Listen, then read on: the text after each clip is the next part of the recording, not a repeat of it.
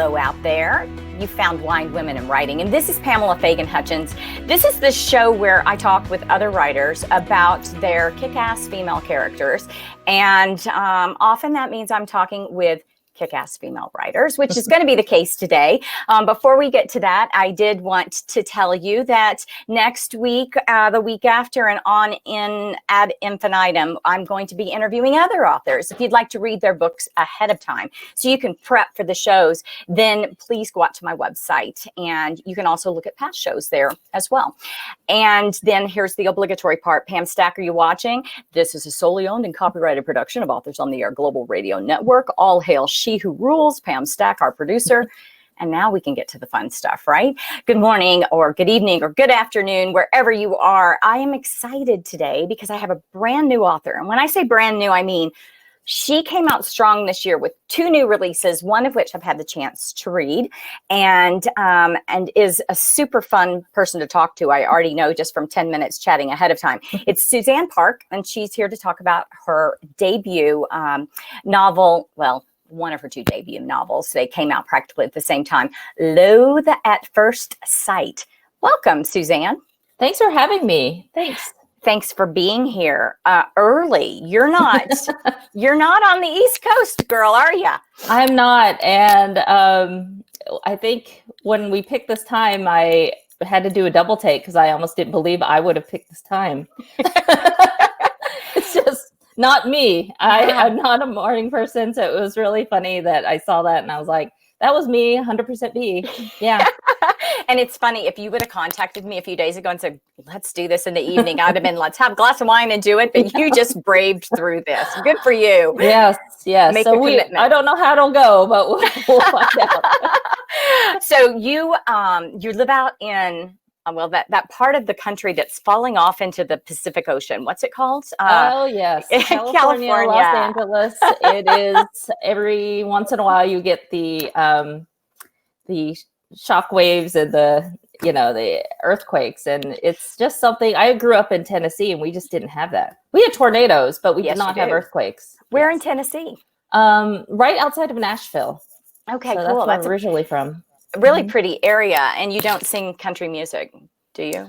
I didn't like country music as much when I was younger, but I appreciate it now. So I think I could probably hum a few tunes. Probably you wouldn't want that though.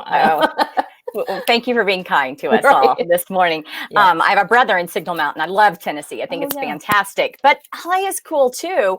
And I bet you come up with a lot of cool characters being out in LA for your books. It just seems like there's just so many unusual, diverse, unique people out there.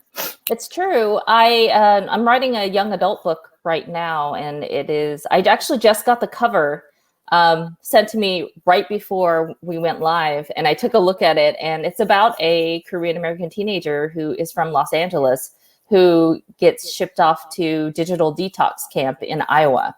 And so you have both the contrast of the big city and small town, and I thought that was just so much fun to write. And I just got the cover like a second ago, and I still have to think, I have to respond to that, but I'm thrilled to be able to write a character based in LA.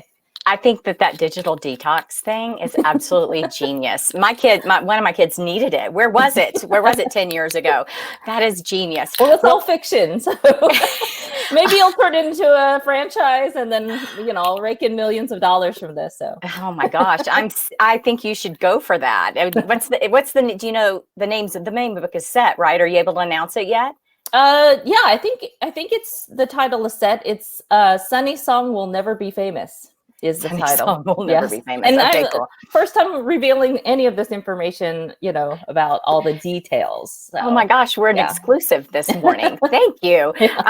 So you've got to come up with that name for your digital detox camps. And I was thinking, okay, Sunny Song, Sunny Song detox camp. But as far as this show and today, not that I don't want to talk about all the others because you're so much fun and so funny. Loathe at First Sight. So I'll change my banner. I've gotten really high tech. For those of you that are watching the video versus the podcast, I have banners and it says Suzanne Park and Loathe at First Sight. I'm so glad I didn't say somebody else's name.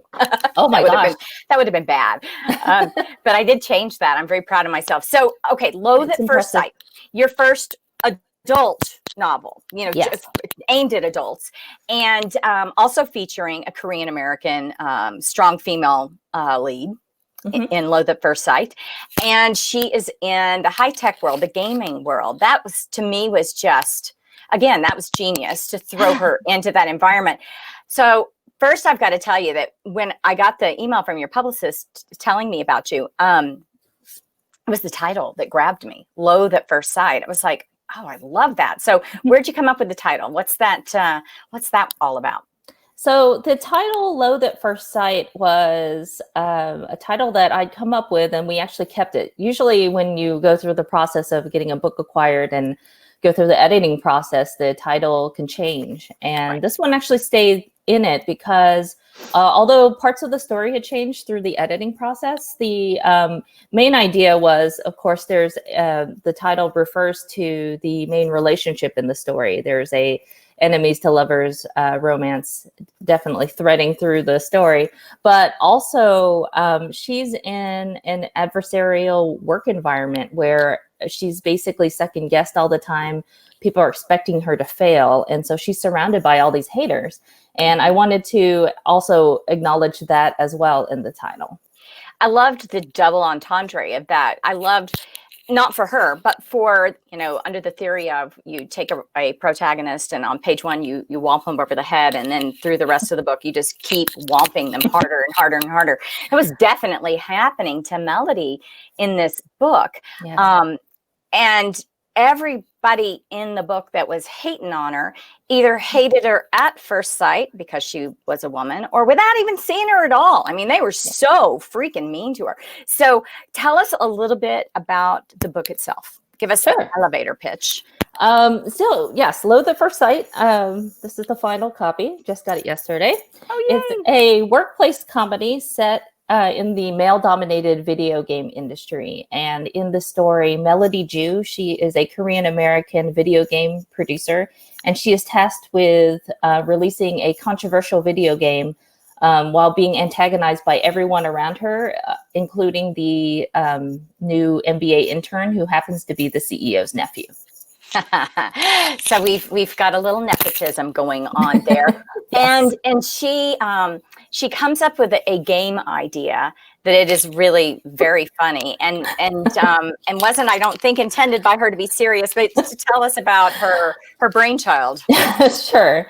She's having coffee with another female colleague, and they are remarking about how all of the games that are in the company's portfolio are so sexist. And they then at some point, Melody's joking around and she says, what would make a great video game is having the role reversal where it's a bunch of male strippers that emerge in an apocalypse and then they have to survive, and they are obviously basically have no clothes on. So they have to figure out how to survive while asking people for help. And among the people they need help from are these warrior women that actually know how to use artillery and all the things. So it's definitely a joke, but because it was so different and the CEO overhears them and he has to quickly on his feet pitch a video game idea that's different and more diverse, he picks that one because it's top of mind, and then it gets greenlit for production.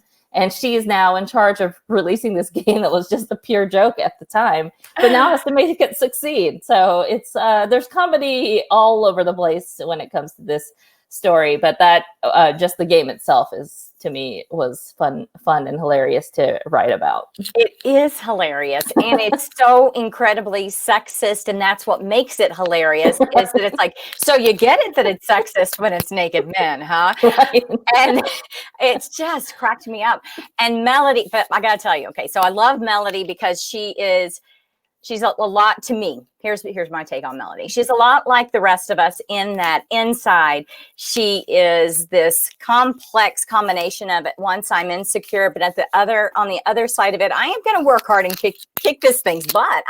Wait a second, I'm going to succeed even as her personal life is not always so successful. So hot mess on the inside, powerful, I'm going to succeed woman on the outside, which I can totally relate to. And I loved that. But I got to tell you who my favorite character was her mother. Her mother cracked me up.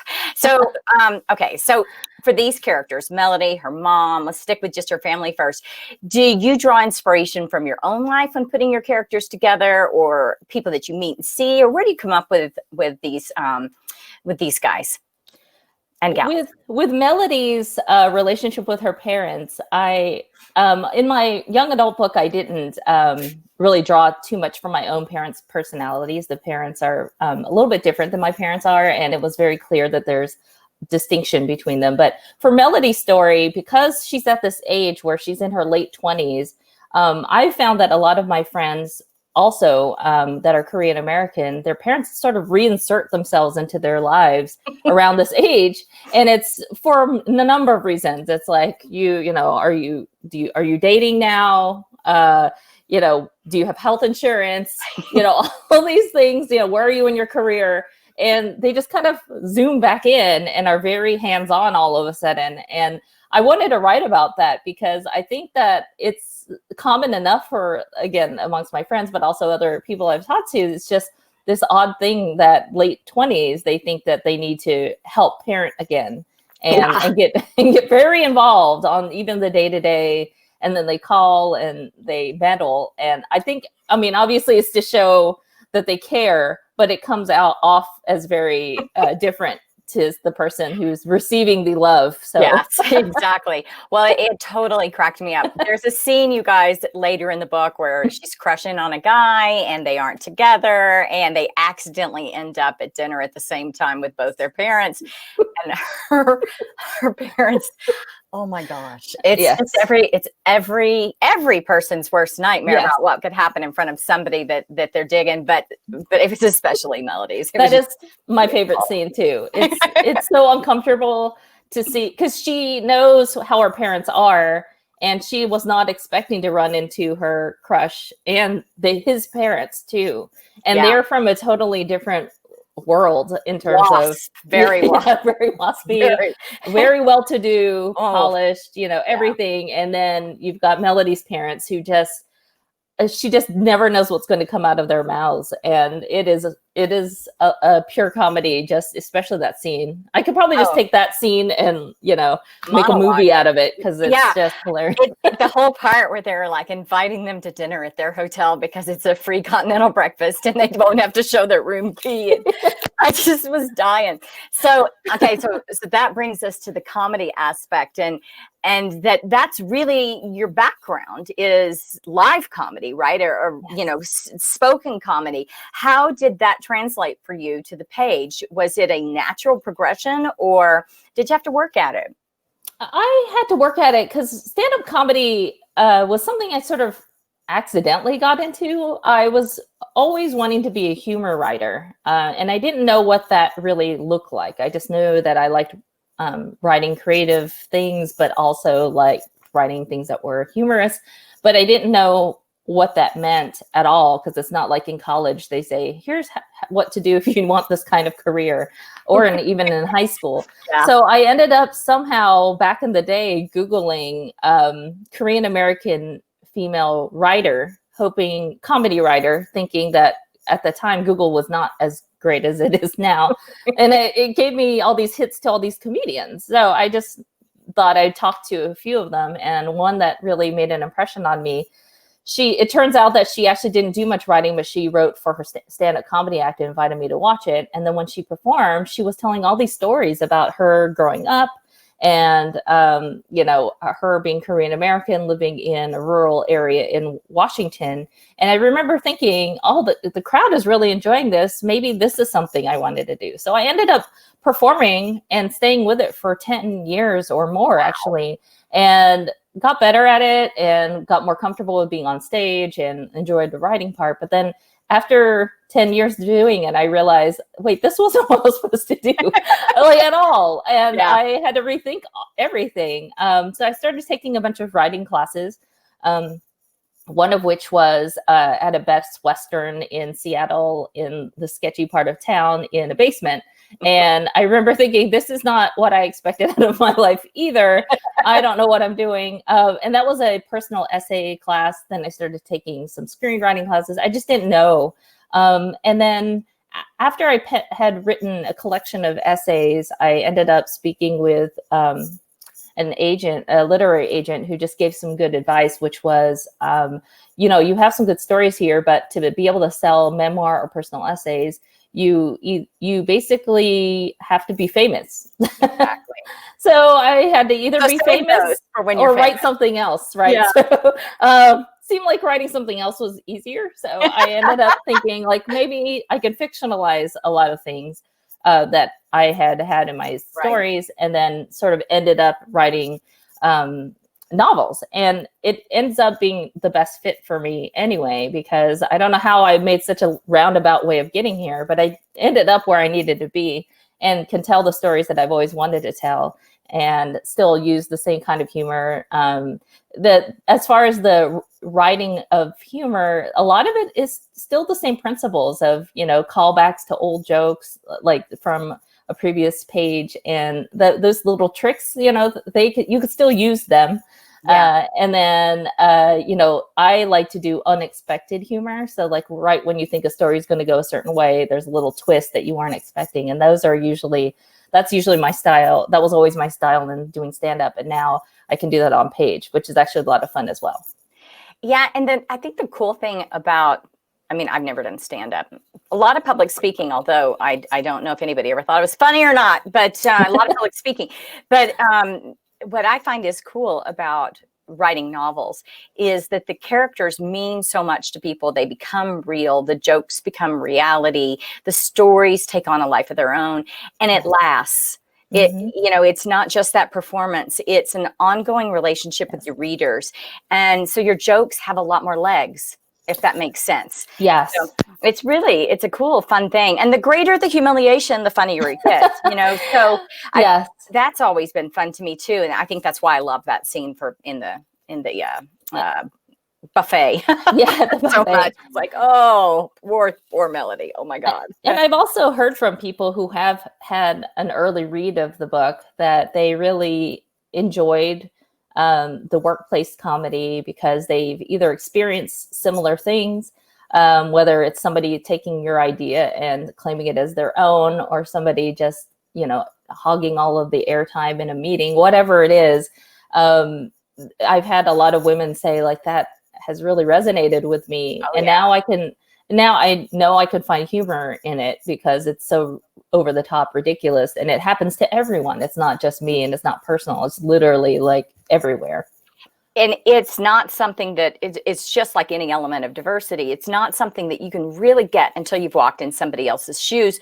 And having a book like this lets people that haven't had that experience also walk in those shoes as well and experience it after they've gotten to know and love Melody. I have male people in my life. I've got sons, and I've got a husband and dad and brothers and stuff. And they're so empathetic, and yet they don't exactly get it. They understand when they hear me tell a story, but they don't necessarily recognize it when it's going on to other women in their workplace and stuff, because it doesn't usually happen to them. And, this is a great way to try on another perspective and laugh at the same time and get a little romance thrown in too. That is all true. You can be a warrior goddess who overcomes this workplace misogyny and beatings that she takes, and yet maintaining humor the entire time. This is if you took this story and pitched it without the humor, this is a woman just getting the tar beat out of her in the workplace, which isn't funny. But the way that you do it and make it still relatable and funny, in the end, she can still come out also with a romance as well, shows the complexity of a woman, a modern day woman. And I didn't want her journey to be easy. I know some people like stories that have, so many triumphs all the way through. And, it wasn't the kind of story I wanted to write because of the fact that it was about the gaming industry. And I felt that if I had diminished the seriousness of the actual gaming misogyny in the industry, that it would actually take away from the seriousness of that problem. So I did want to keep that part real, but have her wins be realistic. So, okay, last topic. Did this whole gaming insight that you have, does this come from experience of someone you know or love, or had you just watched it from the outside and seen it as being really ripe for a story, or how did that come about?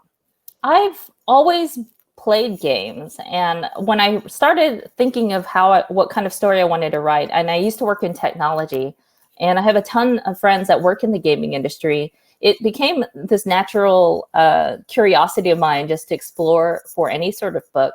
But when I ended up speaking with my female friends and even male friends about gaming, you couldn't take away the misogyny from what their story was, whether it was like they went to an event or they had this game that was released, and there was always some sort of underlying message around these microaggressions, macroaggressions, and racism or sexism in the industry. And the more I dug into it, the more serious I realized the problem was.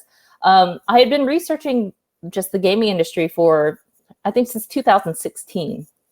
And actually some of these books back here I had read, these three that talk about, one of them is just women in the workplace. The other one is about somebody who had gone through something similar to what Melody does, but to a more extreme situation in 2014 during Gamergate. And then this other book is about the psychology of trolling, because I couldn't understand why people even do that. So I needed help to figure out why, like, what is the reason why, what drives people to do this sort of behavior.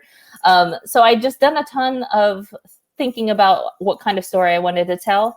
And again, speaking with my friends who were in it, I felt like the story needed to be told because I think that right now there's actually a Me Too movement happening in the gaming industry. It's finally getting more of a public view. But for years, this has popped up many times, 2012, 2014, and almost gone mainstream, but didn't quite hit there. So people weren't really aware of what was happening. Now I think people are becoming more aware of it, and I wanted my book to draw awareness to it as well. It requires a really deft touch to be able to weave the romance, the humor, and such a serious topic with enough insight into the industry and, like you said, that really vicious trolling and the high-tech element of how that's accomplished, et cetera. And I thought you did a great job with it. Thank you. Really enjoyed it. And you guys, I recommend it. Go out and check it out. She's also got some young adult books, as we talked about. So be sure that you also swing by Suzanne's website.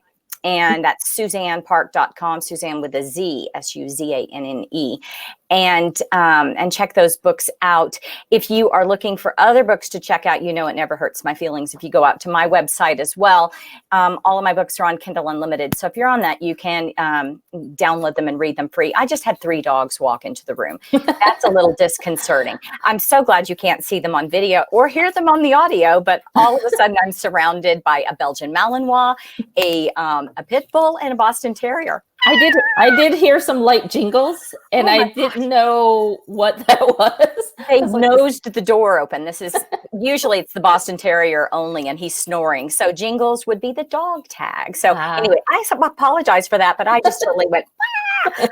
So anyway, won't hurt my feelings if you read my books, but even more, I'd like you to go out there and read the books of the authors for the upcoming shows. And you can find a page dedicated to that on my website and check out those old shows, or subscribe to get the RSS feed sent directly for the podcast to your favorite device. And that's all I got today, folks. Suzanne, thanks for being on. Thank you so much for having me. It was great. It was a lot of fun. Bye, everyone. Bye-bye.